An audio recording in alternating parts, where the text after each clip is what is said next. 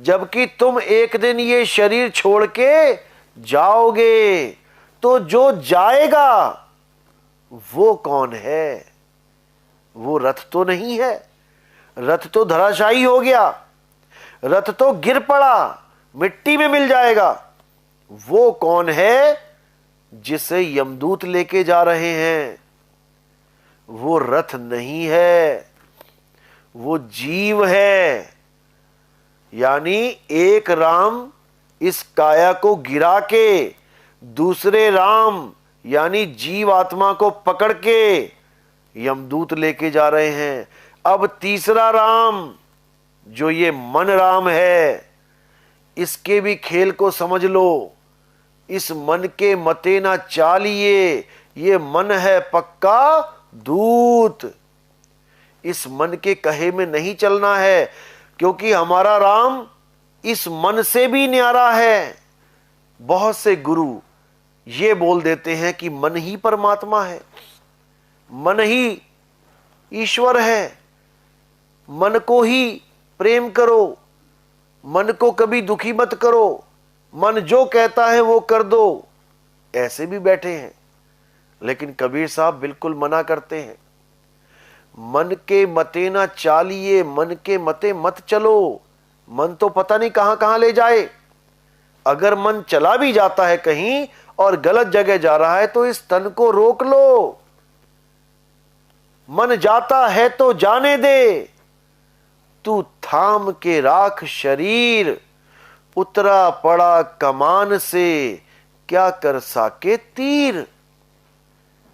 अगर मन कह भी रहा है कि चलो आज मीट खाने चलते हैं, अगर आज दारू पीने चलते हैं, तो उसको कहो तू जा, मैं नहीं जाऊंगा और ना ही मैं इस शरीर को जाने दूंगा।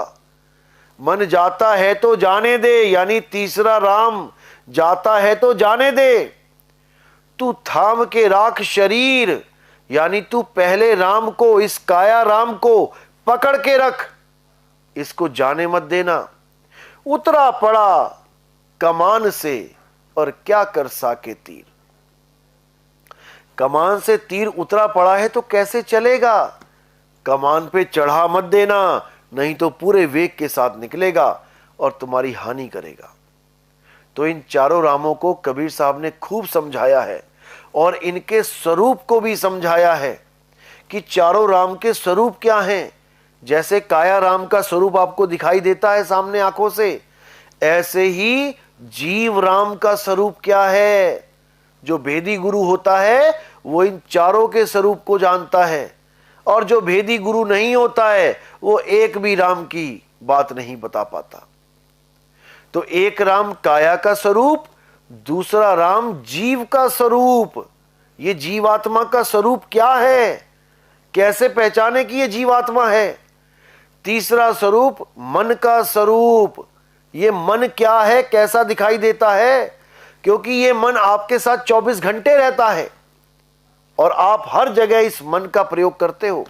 मेरा मन कह रहा है कि आज मैं घूमने चला जाऊं, मेरा मन कर रहा है कि मैं चाय पीऊं, मेरा मन कह रहा है आज फिल्म देखने चला जाऊं। ये मन है कौन जो कहता ही जा रहा है और तुम उसकी बात मानते ही जा रहे हो? क्या इस मन के साथ कभी मुलाकात हुई? क्या इस मन को कभी देखा, कभी जाना कि कौन है ये? तुम नहीं जानते इस मन को। ये मन बहुत शातिर है, ये मन बहुत शातिर है, और ये तुम्हें ऐसे फांस के रखता है कि तुम कभी सोच भी नहीं सकते कि तुम कहां फंस चुके हो। अब इन तीनों स्वरूपों को बताने वाला भेदी गुरु चौथे राम के स्वरूप को भी जानता है, जो हमारा शुद्ध चैतन्य आत्म स्वरूप, आत्म देव है, जीव स्वरूप नहीं। जीव आत्मा अलग है और परम आत्मा आत्म स्वरूप अलग है, आत्म देव अलग है। जिसके लिए गीता में 15वें अध्याय में बोला गया, हे अर्जुन, इस दुनिया में दो प्रकार के पुरुष हैं, एक शर पुरुष, एक अक्षर पुरुष। शर पुरुष तो हर जीव की नाशवान देही को जानो। ये नाशवान देही शर पुरुष है, और अक्षर पुरुष इन देही को चलाने वाली जीवात्मा जिसकी वजह से ये चल रहा है वो अक्षर पुरुष है। यानी पहला राम और दूसरा राम दोनों का जिक्र गीता में अध्याय 15 में कर दिया गया कि शरीर तो सबके नाशवान हैं, शरीर तो ये रथ हैं, रथ तो टूटेंगे, लेकिन जो जीव है वो अक्षर यानी अविनाशी है, वो कभी नहीं टूटेगा, लेकिन पूजनीय नहीं है।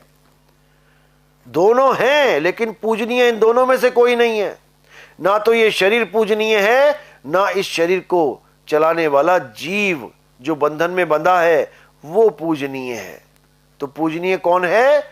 उत्तम पुरुष तो अन्य है, वो चौथा राम है, वो आत्म देव है, वो आत्म राम है, जिसको प्राप्त करने पर ही तुम्हारा ये भव बंधन खत्म होगा, तुम सदा सदा के लिए मुक्त हो जाओगे। अब तुम्हें वापस आने की जरूरत ही नहीं पड़ेगी, जिसके लिए गीता में बोला है, हे अर्जुन, परम धाम वो धाम होता है जहां पर जाने के बाद जीव कभी वापस नहीं आता। इस गर्भ जून में, इस नाशवान संसार में, क्योंकि ये संसार हमारा नहीं है, ये संसार काल का है। इसीलिए इसको मृत्यु लोक बोलते हैं, जहां पल पल मृत्यु होनी है, जहां कोई मृत्यु से नहीं बच सकता। इसीलिए कबीर साहब ने कहा, रहना नहीं देश बेगाना है, और ये धरती कागज की पुड़िया, बूंद पड़े घुल जाना है। कहे कबीर सुनो भाई साधो, सतगुरु नाम ठिकाना है, रहना नहीं देश बेगाना है। ये बेगाना देश है भाई, यहां पल का नहीं पता तुम्हारे साथ क्या हो जाए। भरा पूरा परिवार कार में जा रहा है, पता नहीं कब एक्सीडेंट हो जाए, पूरा परिवार खत्म हो जाए, और तुम्हारी पाई पाई जो तुमने जोड़ के ये महल बनाए हैं, ये सब कोई और भोगेगा, कोई और ले जाएगा, कोई और अपने नाम पे करवा लेगा, तुम्हारे हाथ पल्ले कुछ रहने वाला नहीं है। इसलिए चारों रामों को जान लो और असली राम को समझ लो। अगर नहीं समझ पाए तो रथ की ही पूजा करते रह जाओगे और अंत समय में पछताओ।